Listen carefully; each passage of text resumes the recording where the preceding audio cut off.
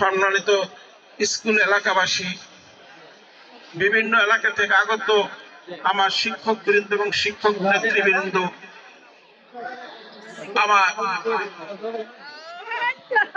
প্রাণপ্রিয় ছাত্রবৃন্দ, আসসালামু আলাইকুম।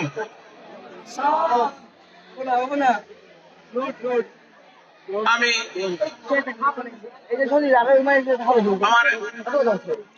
সম্প্রতিকালে আমার একটি রোগ ধরা পড়ছে, অ্যালজাইমার রোগ, যা স্মৃতিশক্তি কমে যাচ্ছে আস্তে আস্তে, কথা গুছিয়ে বলতে পারি না।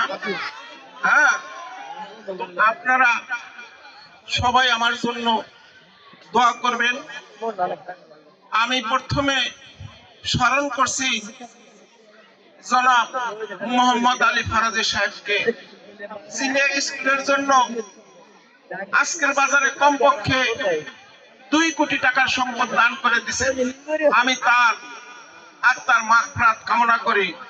এবং আমাদের এই স্কুলের একজন সহকারী শিক্ষক ছিলেন জনাব আব্দুল মালেক ফকির সাহেব, তিনিও বেঁচে থাকলে আজ আমার এই বিদায়ী সভায় উপস্থিত থাকতেন। আমি গুছিয়ে কথা বলতে না পারার কারণে আমি কিছু নোট করছি, যদি ভুল ত্রুটি হয় ক্ষমা সুন্দর দৃষ্টিতে দেখবেন। আজ এই বিদায় অনুষ্ঠানে দাঁড়িয়ে আমি আবেগ আপ্লুত। এই বিদায় শুধু আমার কর্মজীবনের একটি অধ্যায়ের শেষ নয়, বরং আপনাদের সকলের সাথে কাটানোর সময় শেষ, যা আমার হৃদয়ের গভীরে চিরকাল স্মৃতি হয়ে থাকবে।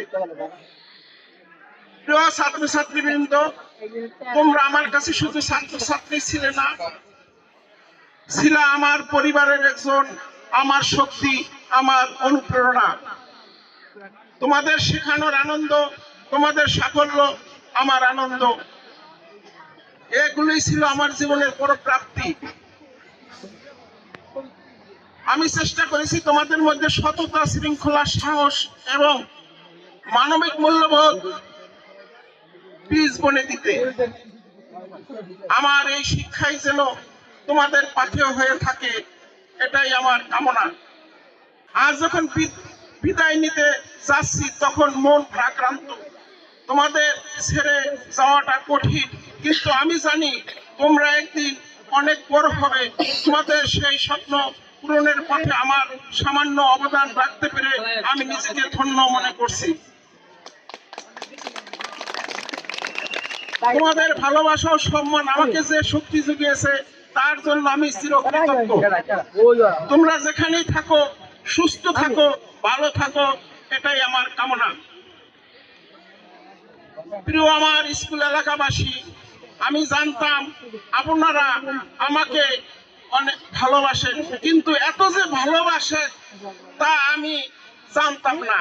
সেই ভালোবাসার বহিঃপ্রকাশ আজ ঘটল। দীর্ঘ প্রায় 35 বছর আপনাদের মাঝে আছি। আমার জীবনের অধিকাংশ সময় আপনাদের মাঝে কাটিয়েছি। আপনাদের দ্বারা আমি সামান্যতম ব্যথা পাই নাই। চাকরির জীবনে আমি কখনো ফাঁকি দিতে চেষ্টা করি নাই। বিবেকের তাড়নায় তাড়িত হয়ে চাকরি করেছি। সম্মানিত এলাকাবাসী, আজ আপনাদের এই আয়োজনে আমার বুকটা ভরে গেছে। আমার জীবনে এত বড় প্রাপ্তি আর ঘটে নাই।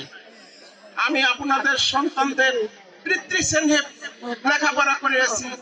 কখনো ছাত্রদের রাগ করলে পরবর্তীতে তাদের জন্য খুব মায়া হতো। তখন ছাত্ররা বলতো, স্যার আপনি মারলো আমাদের কাছে ভালো লাগে। ছাত্র আমাকে রাস্তায় দেখলে, দোকানে বসে থাকলেও উঠে এসে আমাকে সালাম দিত। রাস্তায় সাইকেলে থাকলো, সাইকেল থামিয়ে দাঁড়িয়ে আমাকে সালাম দিত। আমার সামনে তারা কখনো বেয়াদবি করতো না। আজ আমার ছাত্র আমাকে যেভাবে সম্মানিত করলো আমার নিকট তা চিরস্মরণীয় হয়ে থাকবে। সম্মানিত এলাকাবাসী, আমরা প্রায় 6 জন স্কুলে ছিলাম শিক্ষক। এখন আমি তাদের ছেড়ে চলে গেলাম। আমার একজন নাসিমা ম্যাডাম এবং 4 জন মেয়ে, Sonia madam, Liza madam, Shili madam, Mouri madam, এরা সবাই ভালো ফ্যামিলির মেয়ে এবং ভালো ফ্যামিলির বউ। এদের আপনারা অমর্যাদা করবেন না। আমার একটি আপনাদের কাছে দাবি রইল, আপনারা আজ আমাকে যে সম্মান দিলেন, এই সম্মানে আমি আমার শিক্ষক সমাজে সম্মানিত হলাম। আমার আত্মীয় স্বজন এবং আমার এলাকাবাসীর কাছেও আমি অনেক সম্মানিত হলাম। আমি বেশি কথা বলতে পারি না, গুছিয়ে আমি আগেই বলছি। আপনারা আমার যদি ভুল ত্রুটি হয় ক্ষমা সুন্দর দৃষ্টিতে দেখবেন। আর এই বলে সবশেষে আপনাদের সুস্থতা ও দীর্ঘায়ু কামনা করে বিদায় নিচ্ছি। খোদা হাফেজ।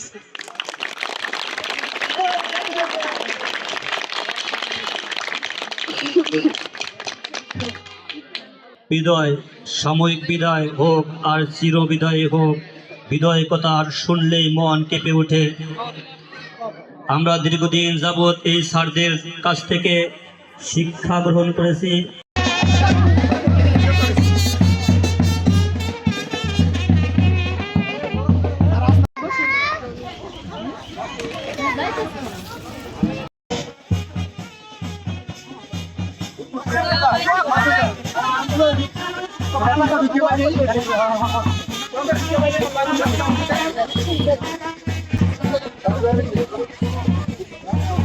আজ আমার বিদায় দিবস এই চাকরি থেকে এবং এই স্কুল থেকে। আজ অত্র এলাকাবাসী আমাকে যেভাবে সম্মান করলো, আমাকে যেভাবে অভ্যর্থনা জানালো, আমি আন্তরিকভাবে আমি চিরকৃতজ্ঞ এবং আমি তাদের এই অবদান ভুলতে পারবো না। সবাই আমার জন্য দোয়া করবেন, আমি যেন আপনাদের মাঝে এভাবেই সম্মানিত হয়ে থাকতে পারি।